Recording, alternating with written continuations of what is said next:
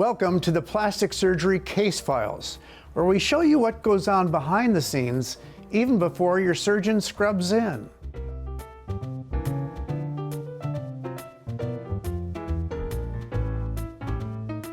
This is the toughest case I think that walks in. She was maybe 18, 19 years old, didn't have a lot of money, wasn't happy with her breast for obvious reasons, and just wanted to look normal, wanted to feel normal, and hopefully have some degree of symmetry. So it's obviously a tough case. Tell me what your thoughts would be and what you would offer to the patient and suggest in a case like this. I agree with you. I think what we call the tuberous breast / constricted breast is the most difficult breast surgery that we can do. And in essence, they lost some fascial support in one area, and when you're losing or you lost some of that fascial support, you end up getting this constricting ring near that base of that breast itself. So not only do you have this constriction, this narrow footprint, but you also have this little ring that's on the inside of your breast that's causing this breast, it basically causes it not to grow. Okay, so the patient doesn't care about all that. She wants to know how you're going to fix her. How are you going to fix her? First, we have to lay out expectations, just like we do with every patient, right? And I think the key with these patients is not to overdo it and not go too large of an implant. And you have to correct the problem. So use the implant to fill out the space, and then you got to release the constriction that you have there at the base of the breast, and then you have to fix this overly enlarged areola. So this girl, though, she's 18, doesn't have a lot of money, would like one operation to get her as good as she can be. What would that be? What would you offer her? So I think putting a smaller implant in a dual plane position and doing a mastopexy all at the same time would give her the best option to correct her problem. And what if she says, you know what, I can afford you putting that implant in, but I really don't have the money to do that breast lift. Can you try to just put an implant in on this girl? I wouldn't do it. Anatomic, whatever, people talk about different things. I personally wouldn't do it, and the reason I would say I wouldn't do it is because I don't think in my hands I can get the result that she's looking for without doing the mastopexy. So this just goes to show you are a much smarter man than I am, and a smarter surgeon, because I actually did just go with an implant on her. So let's take a look now at what that result was. And this was a few years ago, and we just put an implant in with a dual plane 5.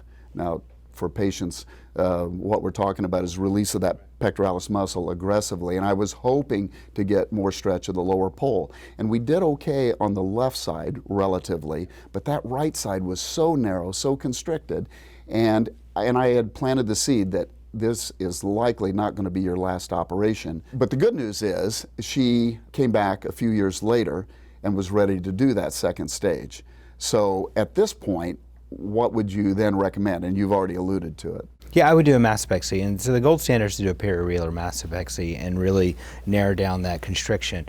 Initially in my practice I did some, and what I found is the scars were unpredictable. It changed the shape of the breast, and it flattened the breast, and so I've gone away from using that. So you do a standard? I do a standard, vertical or wise pattern mastopexy depending on the amount of vertical excess the patient has. Good, well that's great. So what I ended up doing for this patient is exactly what you're saying, plus some fat grafting.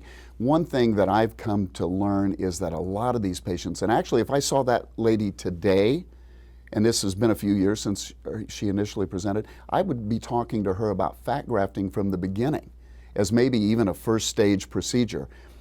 I find you can expand that lower pole, get that constriction to loosen up a little bit and get some of the volume where they need it. I mean, she clearly needed some volume inferiorly and medially in the cleavage area. And so what we finally did in this second stage procedure was to do a standard lift. Of course, I'm a big fan of Galaflex for support, so I wanted to put that in there to be able to maintain that outcome. So that's going to give her a little scar sling of support after the Galaflex dissolves. And then we fat grafted. And she must be ecstatic because this. I mean, it looks fantastic. She was in my office just about 3 months ago, and in tears. And she's not normally a very emotional gal. She's kind of stoic and tough, and she was absolutely in tears. And that just makes our job the best job in the world. I mean, these are some of the happiest patients. Absolutely. And that's a point though, is like we do not have to do this in one operation, No, right? I think that's key. And you hit on that right at the start, and I think that's wise, and it goes to what you also said about managing expectations. You and I know what's potentially possible, and you give us 2 or 3 operations, we can get there. Of course, that's not always economically feasible, and that's when we have to have these hard discussions. It's hard to say no to a patient, especially if this is what they want, right? It sure is. But you also want to give them the best advice that you can.